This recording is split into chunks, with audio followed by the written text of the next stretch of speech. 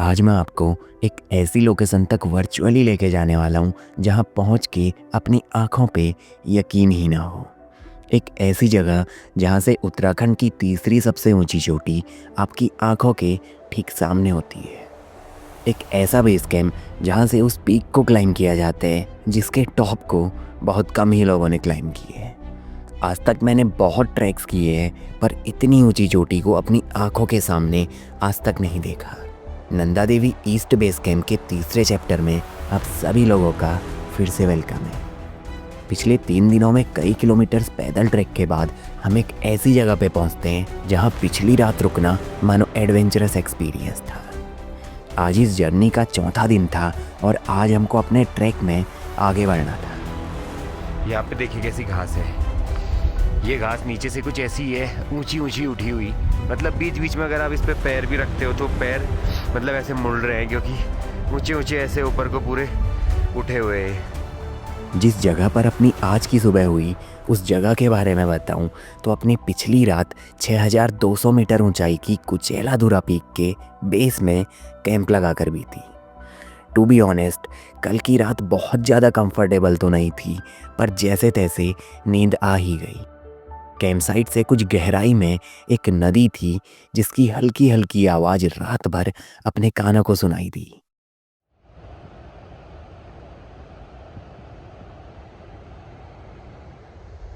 यहाँ ऊपर camp site थी अपनी, इस पहाड़ के ऊपर। यहाँ से नीचे उतरे। अब देखिए यहाँ से रास्ता है बढ़िया सा आगे जाने के लिए। जाने है ऐसे करके। यहाँ देखिए वहाँ शायद बारिश हो रही है, पता नहीं क्या। पहाड़ों में कब मौसम बदल जाए कहना मुश्किल ही रहते हैं और ऐसा ही कुछ आज भी हुआ। जब नींद खुली तब धूप थी और चलना शुरू किया तो बारिश होने लगी। जैसे जैसे हम आगे बढ़ते गए ये ट्रेल भी मानो खराब होती गई। कहीं लैंडस्लाइड जोन था तो कहीं छोटी छोटी वाटर स्ट्रीम्स को क्रॉस करते हुए आगे बढ़ते गए। ऐसे रास्तों पे चलना मुश्किल ज़रूर होते हैं पर चैलेंजेस लेना मुझे पसंद भी आते हैं। रास्ते जितने खराब हों डोपामीन भी उतना ज़्यादा हिट करते हैं। जैसे जैसे आगे बढ़ते जा रहे हैं रास्ता ना के बराबर होता जा रहा है। देखो पूरा बोल्डर जोन है ये, जहाँ पे रास्ता बिल्कुल भी नहीं दिखाई दे रहा, पता नहीं कहाँ से है। बस हमको आगे को जाना है तो इन बोल्डरों से होके जा रहे हैं। एक बड़ी सी खाई आ गई है, यहाँ से उतरने का तो बिल्कुल नहीं है। अब इसको देखते हैं, थोड़ा ऊपर से चढ़ना पड़ेगा वहाँ से कहीं से।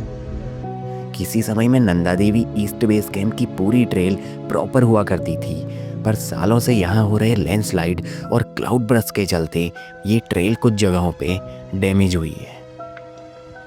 हर साल यहाँ बहुत सारे चरवाहे अपने जानवरों को लेकर पहुँचते हैं जिनके लिए खराब रास्ते या टूटे हुए पहाड़ भी डेली वॉक जैसे हैं।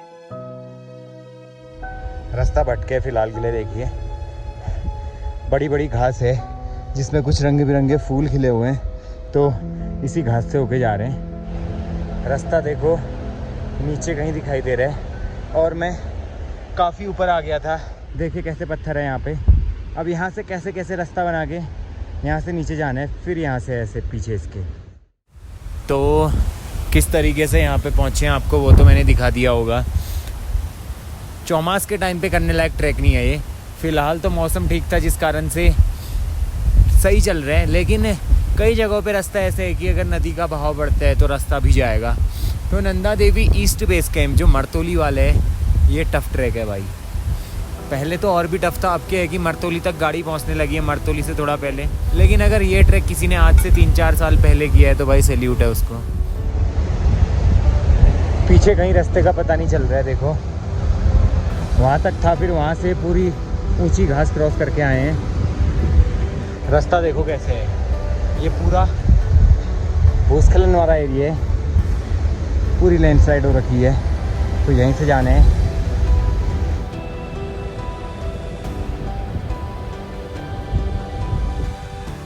अब देखो अपने साथियों के चेहरे पे आपको चमक दिखाई दे रही होगी क्योंकि सामने पे खुला बुग्याल आना शुरू हुआ है। इसके बाद लगता है कि एकदम बेस कैंप वाला एरिया आने लग जाएगा। टॉफी खाते हैं। नदी के पैरेलल लगभग 5 किलोमीटर हाइक के बाद अब वैली खुलनी शुरू हुई और कुछ ही दूरी पे मुझे शेपर्ड्स की एक कैंप साइट दिखाई दी। कैंप साइट से कुछ कुत्ते अपना वेलकम करने के लिए भागते हुए अपनी तरफ आए, जिन्होंने लंबे समय से किसी नए इंसान को देखा तक नहीं था।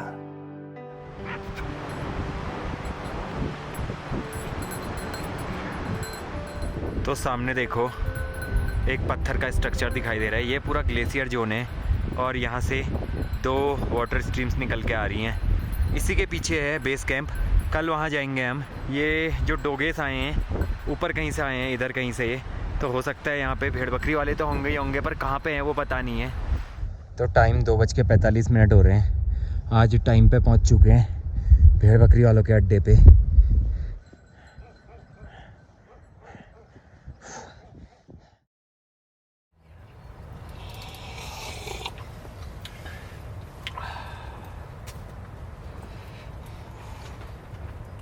इसमें एक चीज़ और डालने वाला था मेरे पास। अपने बाहर में काला नमक।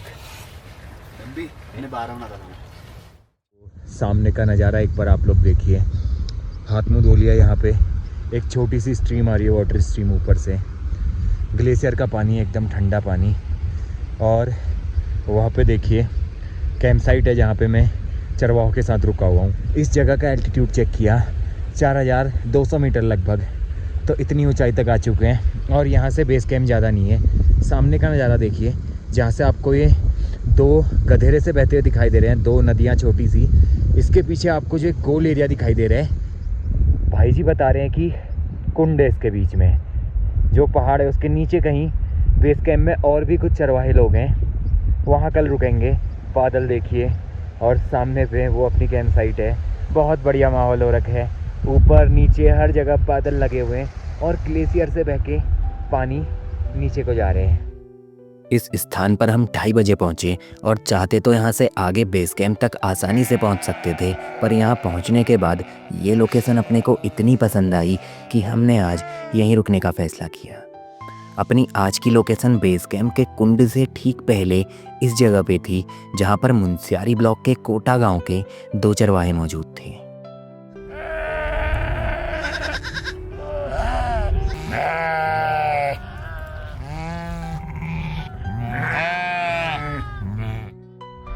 देखो धीरे धीरे सभी भेड़ बकरियां अपने छानों में लौटना शुरू हो गई हैं। 600 से 700 हैं। धीरे धीरे सभी बकरियां बुग्यालों से वापस लौटने लगी और जानवरों के लौटते ही मानो रौनक लौट आई। दुनिया की भीड़ से दूर उत्तराखंड के पहाड़ों में, हिमालय की घाटियों में एक ऐसा जनजीवन देखने को मिलता है जिसके बारे में कुछ लोगों को अभी तक नहीं पता। हिमालय के इन चरवाहों का जीवन भी कुछ यही कहानी बयां करते हैं। हिमालय के इन बुग्यालों में कुछ लोग गांव से अपनी बकरियों के साथ आते हैं, जो मई से लेकर अक्टूबर तक इन्हीं बुग्यालों में रहते हैं। उनके जानवर सुकून से इन बुग्यालों में चर पाए, इसी कारण ये चरवाहे एक ऐसा टफ रूटीन फॉलो करते हैं जो हर किसी के बस की बात नहीं। सुबह 10 बजे अपने सभी जानवरों को चराने के लिए लेकर जाना और शाम होने से पहले वापस अपने अड्डे में लौट आना। चाहे बारिश हो या बर्फबारी, ये काम रोज का रहते हैं। एक तो लोआ के आगे थे, लोआ के थोड़ा सा आगे, इधर को। हाँ इधर को, और एक लोआ गाड़ के पीछे थे वो सैनराथी वाले, पार साइड। पार साइड 2-3 गोल है वहाँ तो। हाँ यहाँ एक गोली ही आगे है एक। अच्छा, मतलब 2-3 और अड्डे मिलेंगे यहाँ हमको। हाँ 3 गोल ऊपर है, फिर ये गोल यहाँ है। अच्छा, ऊपर इधर ये बकरी दिख रहा ना, ये एक तो सामने दिखा, सुबह दिख रहा है। तो दादा कोटा गांव के रहने वाले हैं, हाँ तो जो यहाँ पे 3-4 महीने रुकोगे ना आप? हाँ 2-3 महीने रुको। 2-3 महीनों के लिए बकरियों के साथ इसी जगह पे रुकेंगे। तो चावल बन रहे हैं और एक साइड दाल बन चुकी है। बुग्यालों में ये चरवाहे बस 2 टाइम खाना खाते हैं, सुबह और शाम। शाम का खाना अक्सर जल्दी बन जाता है और 9 बजे तक गुड नाइट भी हो जाती है। बकरी वालों की बात नहीं, ये तो बहुत स्वादिष्ट है।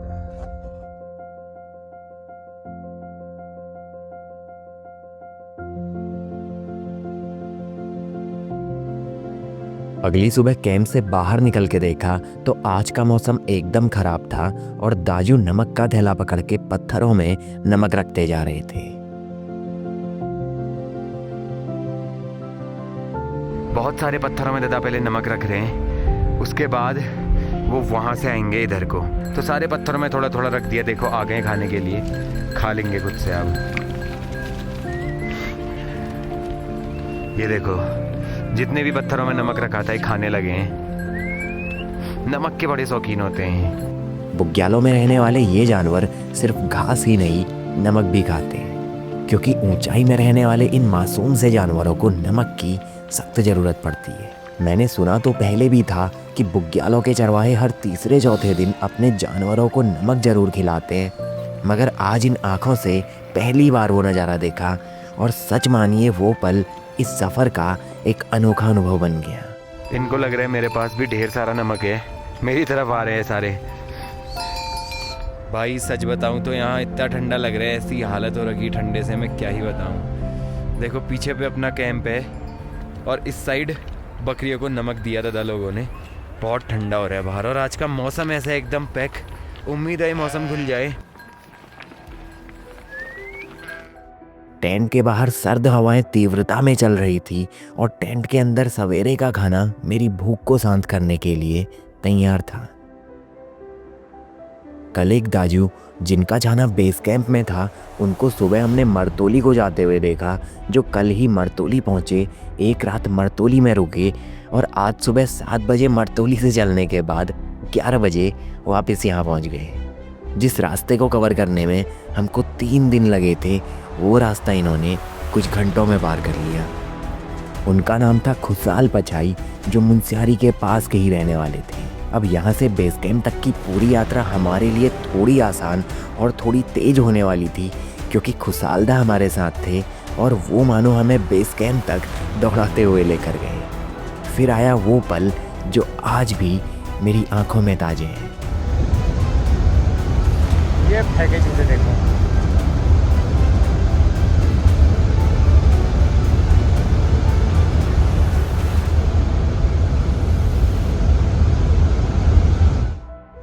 तो यही वाली थी वो, देखिए गाड़ बीच में, जिसको पार करने की बात कर रहे थे। ऊपर से आ रही है, बहुत सारी धाराएं आके मिल रही है इस पे। ये पूरा 2013 की आपदा में आया है। ये कितना बड़ा लैंडस्लाइड है देखिए, आर पार पूरा। तो यहाँ से देखो टॉप तक जाना है पहले। दादा की तो ऐसी आदत हो रखी है, मरतोली से 2-3 घंटे में यहाँ पहुँच जाते हैं यार, पता नहीं कैसे चलते हैं। हाँ सांस चढ़ी हुई है, लेकिन ये नज़ारा देखो। इस पहाड़ के टॉप पे आने के बाद यहाँ पे एक बड़ा सा लेक दिखाई देता है, कुंड टाइप का समझ लीजिए इसको। रास्ता यहीं से है टॉप होते हुए ऐसे, फिर वहाँ कहीं से नीचे उतरना होगा ना दा? हाँ उस टॉप से नीचे जाना, फिर बगड़ जाना है। हाँ। बर्फ, पत्थर और मिट्टी का बना एक विशाल ग्लेशियर जो मैंने कल नीचे से देखा था, आज उसके शिखर पर पहुंच के जब सामने नजरें उठाई तो वो दृश्य किसी कल्पना से भी अधिक सुंदर निकला। मेरे मन में कल रात से उस कुंड का एक काल्पनिक चित्र था जो हकीकत में दिल छू जाने वाला था। ये नज़ारा इतना खूबसूरत था कि आगे बढ़ते मेरे ये कदम वहीं थम गए और मैंने खुशालदा से कुछ देर रुकने को बोला। और सच कहूँ तो अपने रुकते ही वक्त भी मानो थम सा गया। यही नज़ारा इतना खूबसूरत था, पर आने वाले दिनों में जो नज़ारा हम देखने जा रहे थे उसके आगे मानो ये भी भीगा था। ऐसी जगहें भी है देखिए। ये जगह मैंने भी पहली बार देखी है आज। सोचा था बेस कैंप होगा, लेकिन ऐसा तालाब होगा ये पता नहीं था मेरे को। पूरे ग्लेशियर जोन को साइड से क्रॉस करने के बाद अब हम धीरे धीरे गहराई में उतरते गए, जहाँ से नदी के किनारे किनारे चलते हुए हम कुछ ही देर में एक ऐसी जगह पे पहुँचने वाले थे जो इस पूरी जर्नी का सबसे बड़ा सरप्राइज रहने वाला था।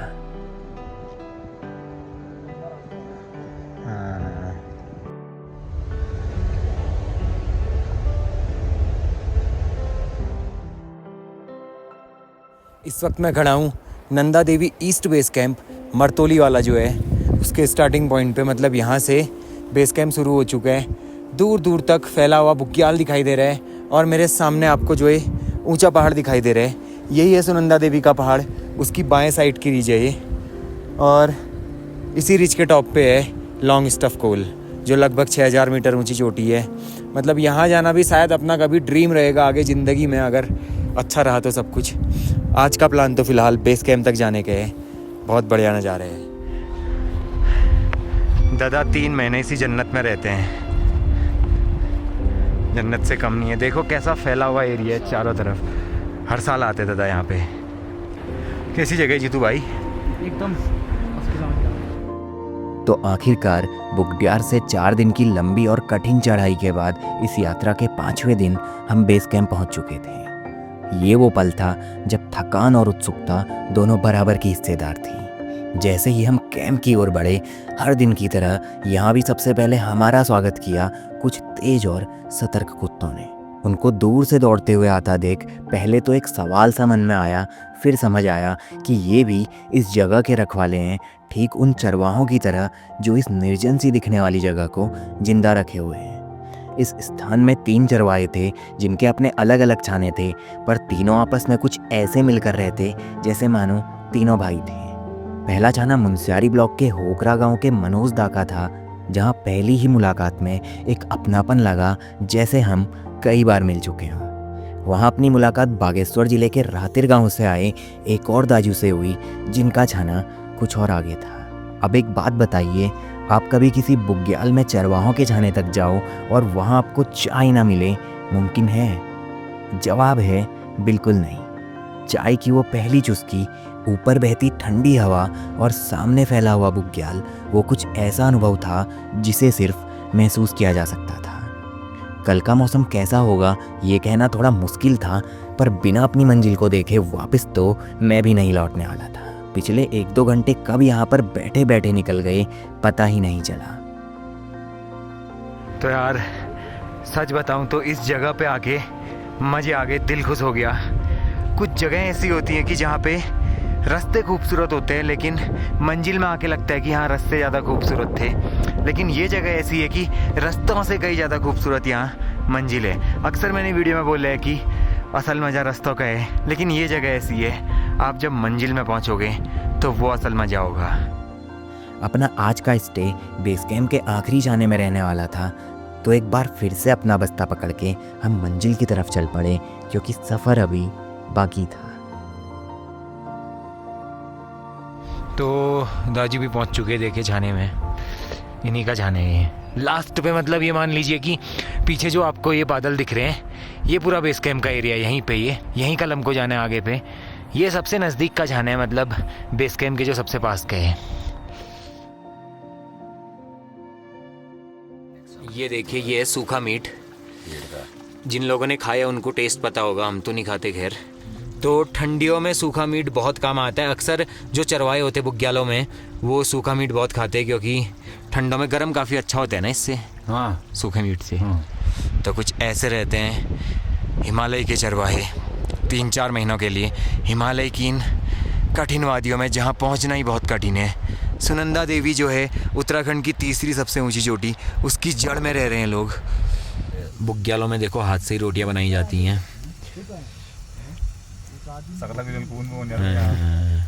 जो आपको ये लकड़ियाँ दिखाई दे रही हैं, ये यहाँ इस इतनी बड़ी मोटी लकड़ियाँ यहाँ मिलती नहीं है।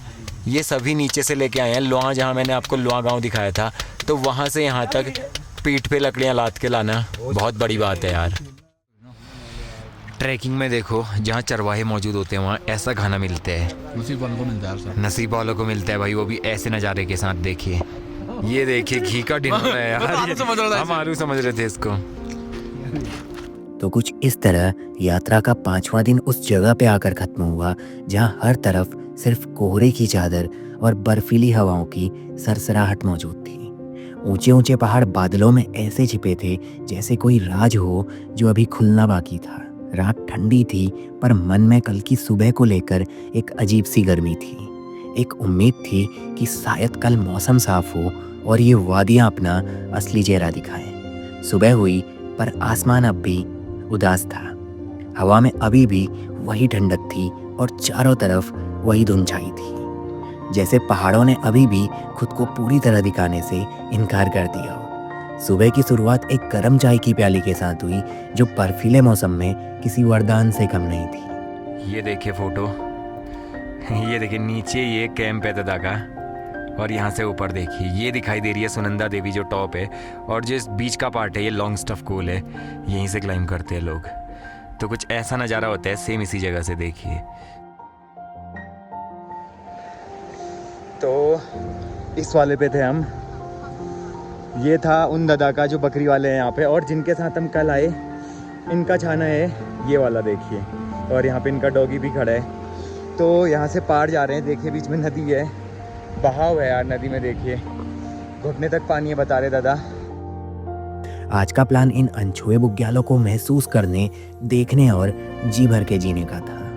ये जगह ऐसी थी मानो किसी ऊंचाई में छुपा एक ऐसा मैदान हो जहां नदी की शांत बहती धारा अपने ही सुर में थी। नदी के उस पार खुसालदा का छाना था और वहां पहुंचने के लिए ग्लेशियर से आती इस नदी को पार करना था।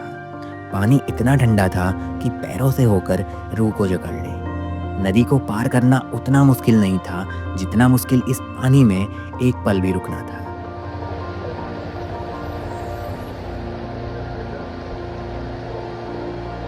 इस पानी में कोई रह जाए ना भाई 1 मिनट के लिए, मान जाऊंगा मैं उसको। पैर जम गए यार। छाने तक पहुंचे तो खुसालदा ने चूल्हा जलाया और कुछ देर वहीं बैठे रहे। नीचे तो बना लगा बढ़िया मूर्ति है उसमें, यही देखिए वो देखिए उसने 1992 में बना रखा। ये देखिए पत्थर पे, नीचे ना भी दिखाऊंगा। ये पूरा एक प्लेन पत्थर है, उस पे ऐसे खरोच खरोच के बनाए है, जयमानंदा लिखा हुआ है, 2019 का बना हुआ है। चूल्हे की गर्मी लेने के बाद दाजू के साथ एक वॉक पर निकल गए। दादा ने हर उस खास जगह को दिखाया जिसे शायद बिना उनके पहचानना मुमकिन नहीं था। फूल देखिए कितने रंग बिरंगे फूल खिले हुए हैं। ये है देखिए असली सुंदरता हिमालयास की।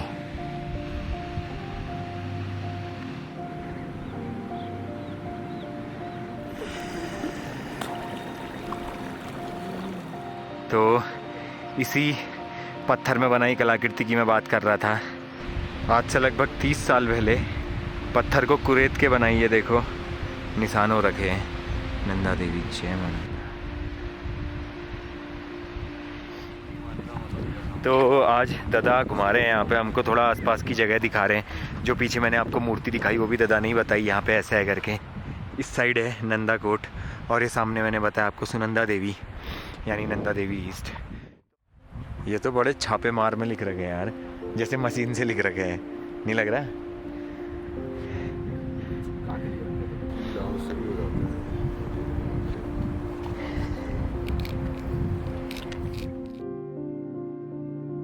अब ये उस माहौल का जादू था या इन वादियों का असर था, लेकिन यहाँ खाने का स्वाद कुछ और ही था।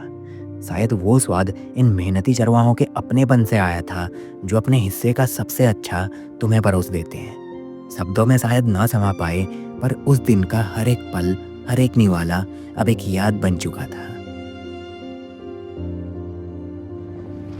तो तीनों छानों को हम लगभग पूरा घूम चुके हैं। कभी यहाँ वाले से वहाँ वाले में जा रहे हैं, तो ऐसे ही घूमने में लगे हैं। जो कल हम पहले जिस छाने में पहुँचे थे, वापस से देखिए सामने पे उसी छाने में फिर से जा रहे हैं। तो कुछ देर मनोजदा के छाने के भीतर बैठे रहे और बाहर हल्की हल्की बारिश होनी शुरू हुई। ये चरवाहे 4-5 महीनों के लिए इन्हीं बुग्यालों में रुकते हैं जहाँ ना तो नेटवर्क है और ना ही समय गुजारने का कोई जरिया। तो खाली समय में टाइम पास के लिए ये चरवाहे छाने में बैठकर ताश खेला करते हैं और मूवीज देखकर टाइम पास किया करते हैं। ये नीचे है, ये है ना यहाँ, ये तीसरा बन गया। 17 यहाँ 8 के बिना भरपूर मार होगी साला, एक गुलाम के बिना 2 3 यहाँ हो रहा है। तो दादा लोग तो आराम से टेंट में बैठ के ताश खेल रहे हैं टाइम पास के लिए, और मैं थोड़ा सा ऊपर आया हूँ चेक करने के लिए।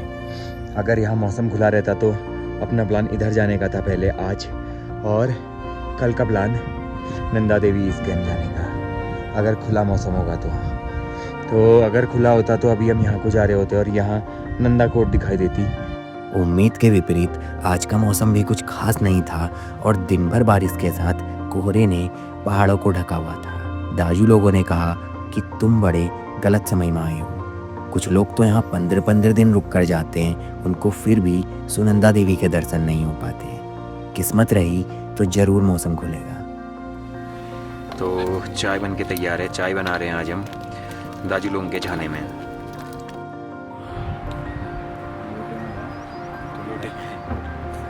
इंटियाड़े गंदा बता पड़ा हाँ वेरी वेरी